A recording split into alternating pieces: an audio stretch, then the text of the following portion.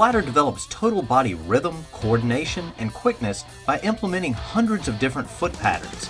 As you implement the teachings from this video into your training routine, you should strive to follow 3 basic rules. First, master the basic drills in each category before progressing to the more difficult drills. Second, as you perform each repetition, view the ladder in thirds and switch gears with each third. This means going slow enough in the first third to create a perfect rhythm and motion. In the second third, you should accelerate the perfect motion from the first. The final third is where you aim to reach top speed. Your goal is to never mess up and hit the ladder, but if it's going to happen, it should happen in the final third where you're really trying to step on the gas.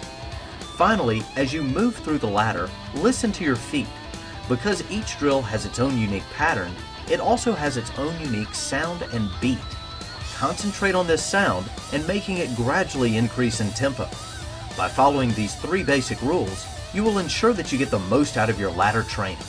On this first drill, the athlete alternately places one foot in each hole and concentrates on maintaining an upright posture. It is essential that the athlete learn to keep the backward snap of the elbow in sync with the feet. As the right elbow drives back, the right knee drives forward, and vice versa. Like with all drills on this video, only the front portion of the athlete's foot strikes the ground. 2-foot runs is performed exactly the same way as 1-foot runs, except that both feet must now land in each square. Motions here are shorter and faster than those used in 1-foot runs. Be sure to perform equal repetitions leading with your right and left foot. The most basic lateral motion drill is a lateral run. In this drill, both feet land in each square before moving on to the next square. It is of utmost importance that an athlete keep their shoulders in a position parallel with the sides of the ladder. By maintaining this position, the athlete is capable of reversing their movement from left to right. Athletes that begin to open their shoulders towards the direction they are moving leave themselves vulnerable to a cutback by the offensive player.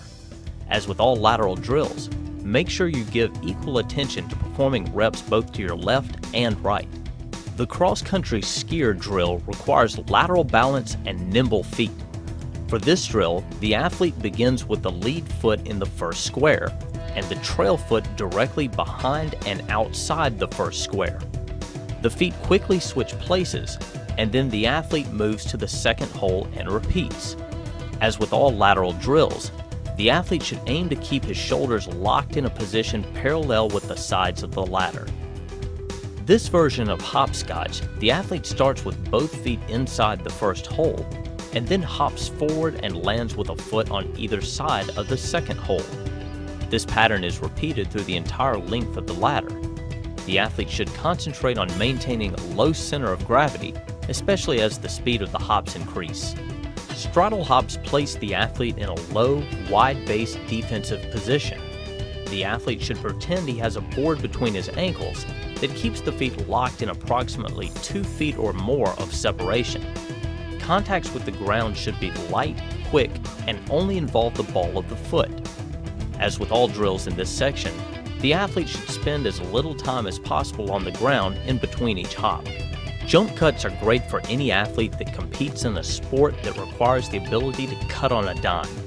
The athlete's feet are kept together and alternately hop in and out of the ladder. The knees should be bent to absorb shock, and a slightly crouched position should be maintained at all times. The crazy climber drill helps athletes develop a quick rebound off the ground and also enhances hip flexibility and rhythm. An athlete performing the crazy climber should keep his feet locked in approximately an 18-inch separation. When hopping, both feet should hit the ground at the same time, and the hips should be on a constant swivel. Notice that the athlete always pivots off the foot on the inside of the ladder, and that the athlete's upper body generally remains pointed towards the end of the ladder. When performing the buzzsaw, the athlete begins in a lateral position behind the first hole of the ladder. The athlete then steps into the first hole with the lead foot and then into the hole with the trail foot. The athlete then exits the hole by stepping out with the lead foot and then stepping out with the trail foot. The athlete should enter and exit each hole of the ladder with both feet before moving on to the next hole. This one is called a linear trail whip. Linear because the athlete is moving forward, and trail because the whip leg is behind the athlete. Here the athlete moves in a linear path and keeps the lead leg inside the ladder and hits every hole. The trail leg stays outside the ladder and alternately whips from side to side behind the athlete's body. The athlete's shoulders should stay aimed towards the end of the ladder throughout the repetition, and only the hips should rotate. This exercise requires a lot of rhythm and hip flexibility. The Icky Shuffle is one of the best drills that can be performed on the ladder. The foot pattern used in this drill involves stepping into each hole with both feet and then stepping to either side of the ladder with only one foot.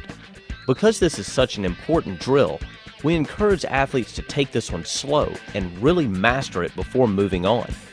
Once the athlete masters the basic pattern of this drill, lightning speed can be achieved by concentrating on speeding up the sound of the feet.